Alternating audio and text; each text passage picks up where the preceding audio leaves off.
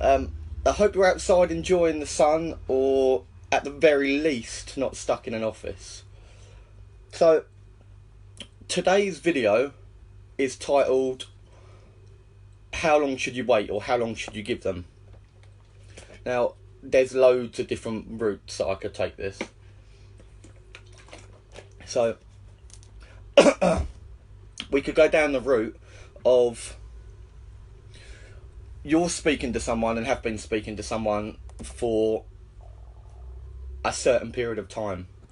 This someone is in a relationship, yet they're telling you that they're unhappy in their relationship and have told you that they are going to leave the person that they're with and be with you. That's example number one.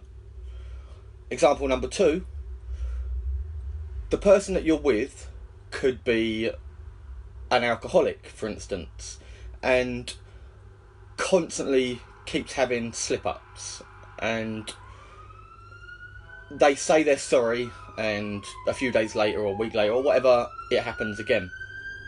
That's example number two.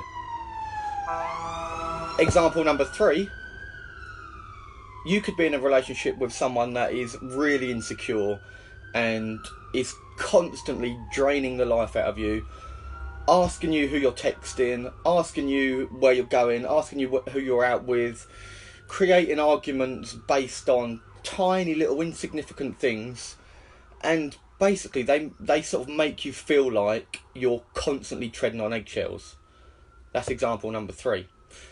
Now, example number four could be someone that is a serial cheater and has cheated on you left, right and centre, time and time again, yet apologises and promises that it will never happen again.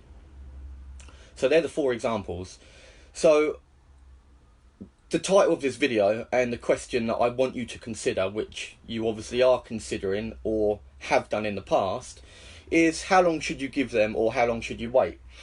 Now, there's no definitive answer here, and obviously this question will bring up a lot of different questions for you, and to a certain extent will probably bring up a lot of potentially guilt and embarrassment and shame.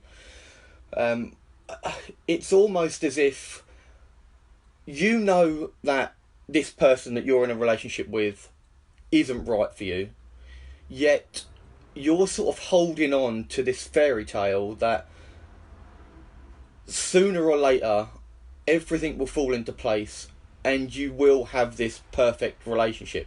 Obviously no relationship's perfect, but the relationship that you want.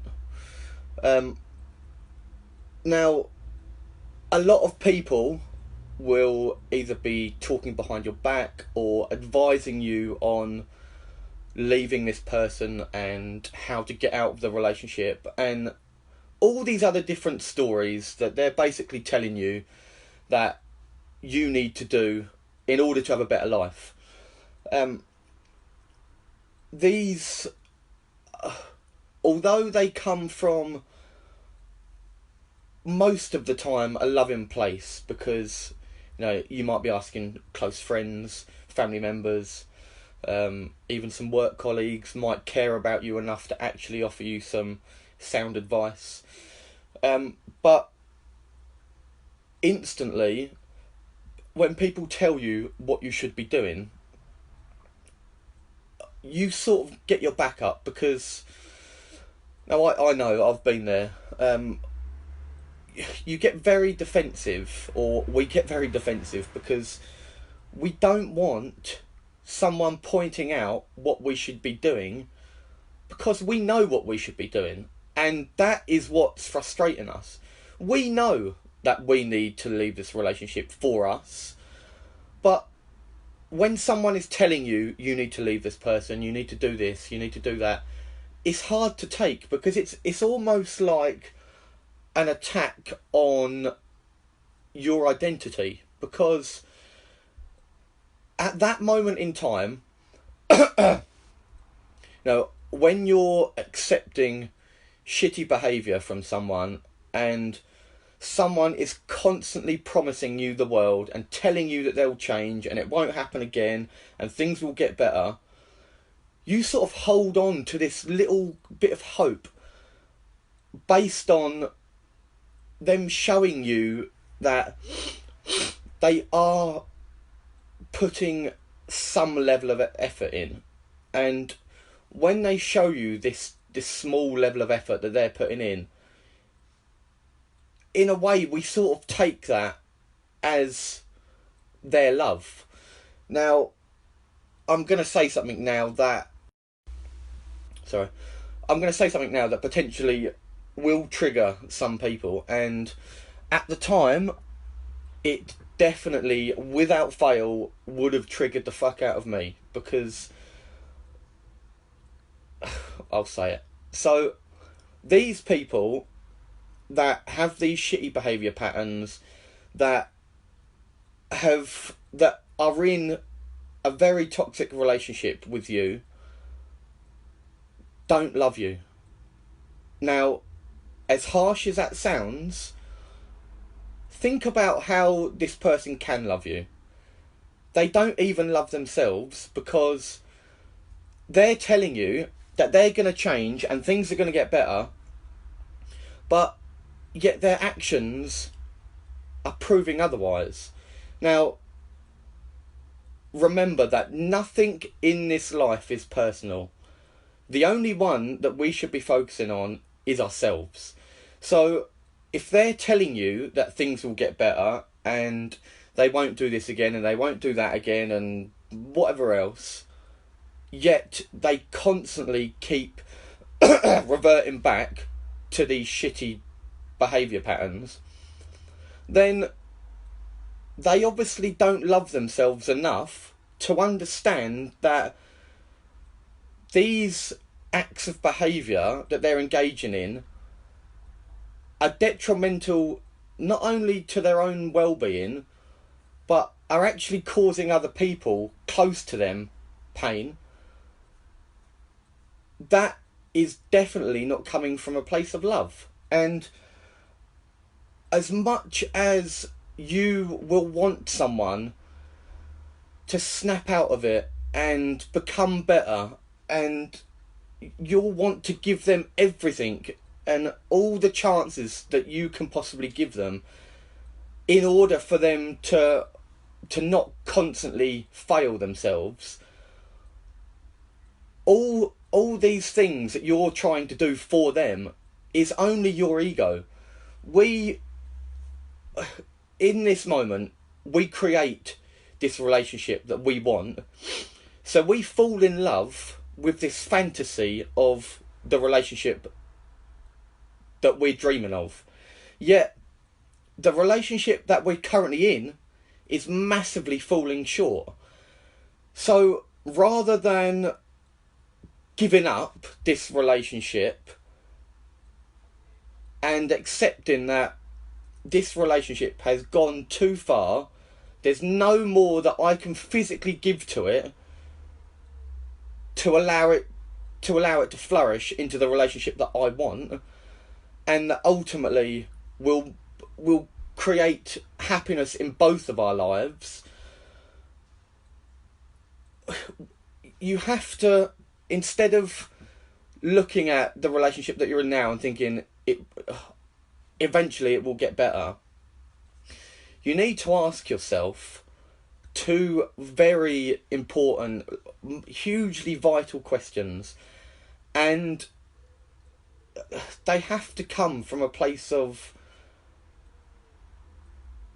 rationality. Because when you love someone that you can see is struggling, I was going to use the term broken, but I don't like that phrase.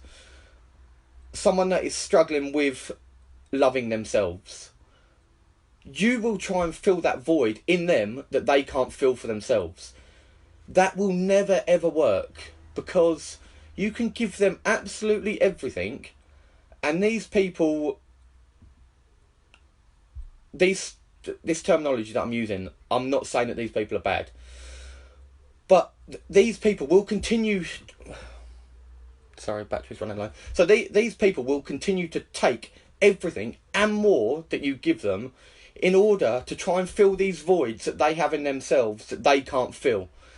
Now, that sooner or later will take so much out of you that not only will they still feel shit because they haven't done the internal work that they need to do in order to start working on their insecurities and poor behaviour patterns and ultimately start learning to love themselves, but it will actually take away from your energy and your potential to live your life to the full and love all the pieces of you. Because think about it like this. So if you're giving, say you're 100% and your partner is 60%, and you're constantly giving yourself to your partner, you know, you might give them 50% of you, but ultimately it's still something external that they're drawing this feeling of love, which isn't actually love. They're drawing this feeling of love that will, in the moment, give them some form of gratification, but it will never be long lasting. And the reason why it's so important to not only ask yourselves, is your partner doing the necessary work, but how much of the work and how much effort are they actually putting in? And when I say this, I don't mean that they might take you out for date night. They might not go out drinking for a couple of weeks. They might tell you that they love you a lot more than what they used to. Like, all these things aren't the type of effort that you should be looking towards in order to justify whether or not they are actually doing the work. When I say, are they making the effort, what I mean is, are they reaching out to an expert to work on these areas? Like, you know, are they going to counselling? Are they stopping drinking altogether because they know that when they drink, they're not the type of person that they want to be for them? Not for you, for them. Now, these people that you're in a relationship with that ultimately are draining you and, if you're honest, probably making you pretty unhappy, if they're not doing the required work, and I don't mean this by you looking down at them and sort of pointing a finger and going, you're not doing this, you're not doing that, because ultimately that's not love either. But if they're not doing the work that they need to do for them, then ultimately your relationship is going to be built on very poor foundations. Because if your partner isn't stable in themselves and isn't making the conscious effort to become a better version of themselves every single day, then your relationship is going to take you further and further away from where you actually want your life to be. Now, the hardest thing about this is, when you love someone, you will look at them and you will want to do everything you possibly can to make them better. But ultimately, you don't have that level of power. You can't make someone better. And although they might be telling you that things will change and things will get better and they won't do this again and they're sorry, if they're still not doing the work that is required, how long are you going to take... How long are you going to let your life be something that ultimately you don't want it to be? Because, look, we can all remain in a relationship that ultimately doesn't bring us peace, freedom, happiness, love, just because it's comfortable. Now, some people might question, how can a relationship that ultimately doesn't make you happy, how can that be comfortable? Well, because sometimes it's better the devil you know, and that sort of mindset that we get into only creates this level of, we want them to be better. Now, that also isn't really love, because they're not where you want them to be, and you're not where they want you to be, and you're both sort of like butting heads like this, trying to... So your partner who's engaging in all this, toxic behaviour and whatever else, they're sort of down there.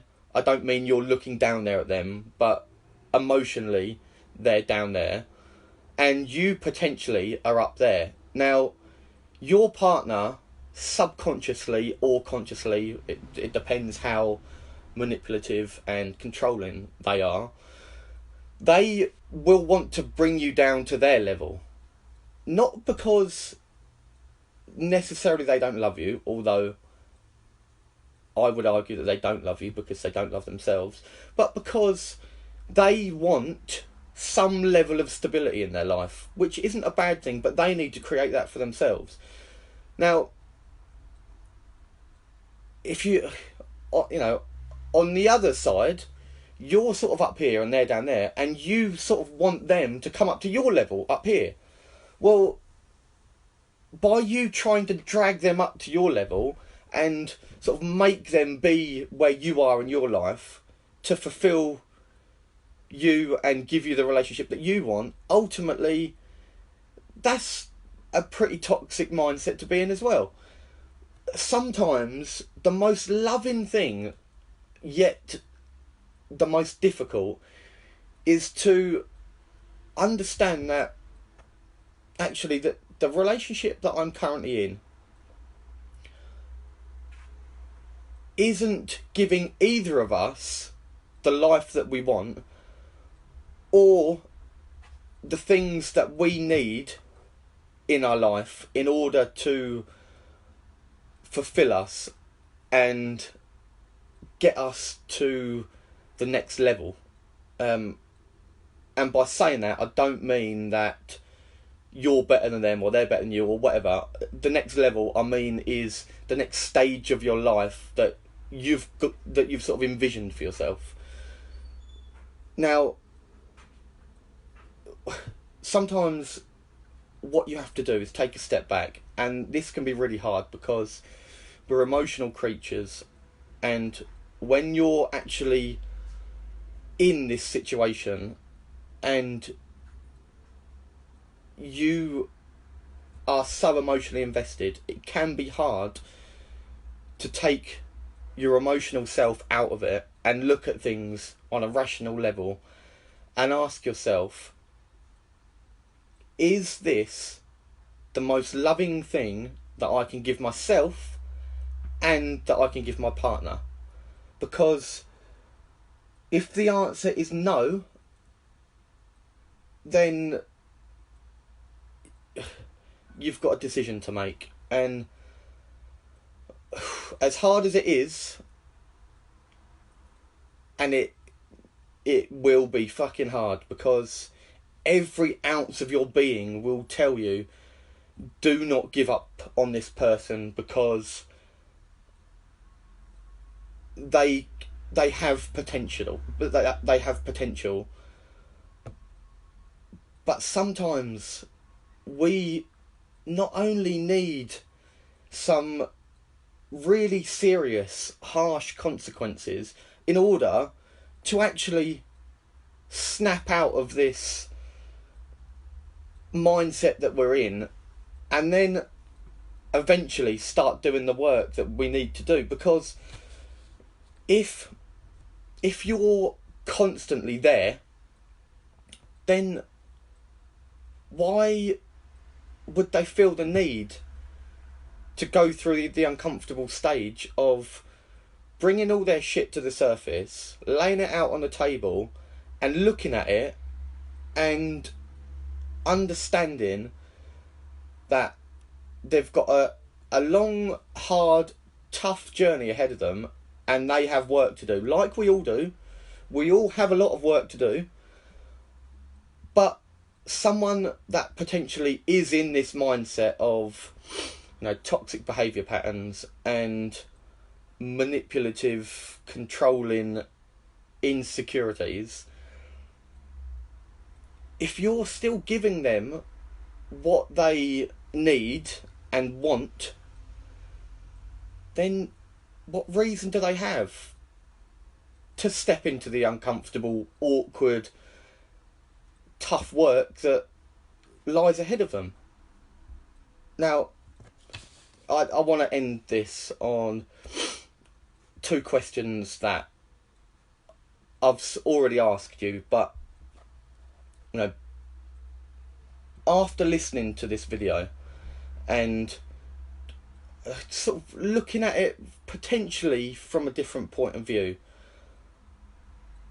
ask yourself, is your partner making the effort that they say that they will make, or they say they are making? And how much effort are they making? Again, I just want to try and get you thinking about the type of effort and how much effort. So that the type of effort isn't a date night every once in a while. It isn't being treated to clothes or materialistic things. When I say effort, I mean how much effort are they putting into them in order to become better, and potentially, if they're doing the work, improve themselves and give back to the relationship. And also, how much effort are they putting in? If, for instance, you feel that they are putting in effort, and they've reached out to, a coach, or they're sort of taking in a lot of content in order to sort of work things out for themselves, or cutting out these poor behaviour patterns, whatever it is that they need to be doing for them, they're doing. But how much effort are they putting into it? Can you see that the effort that they're putting in is a priority to them? Or are they putting in effort out of resentment and bitterness because you've made them feel like they need to put in this effort in order to save their relationship? Because obviously that again won't be coming from a loving place. So 2 questions: are they making effort, and how much effort? I really hope that that's sort of helped you see things from a different point of view, because I know from personal experience, I did not want anyone telling me, you need to split up with this person, you need to do this, you need to do that, they should be doing this, they should be doing that.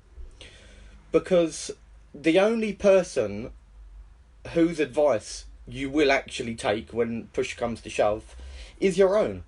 So yes, sometimes it's nice to hear other people's opinion, but you need to think for yourself and understand that other people's opinions will be coming from their own emotional biases as well. So just remember that this is your life, and whatever you choose to do as long as it's coming from a loving place for you and your partner, then ultimately that is all you can do, and you should be proud of yourself for whatever decision that ends up coming to, because you've done the only thing that you feel is right, not based on what your partner wants you to do or based on what friends or family want you to do, but what you think is right. Anyway, I'm going to leave that there. So I hope you enjoyed the rest of your day. I might sit out in the garden for about 10 minutes because it is so hot in my room. Anyway, enjoy your day, everyone.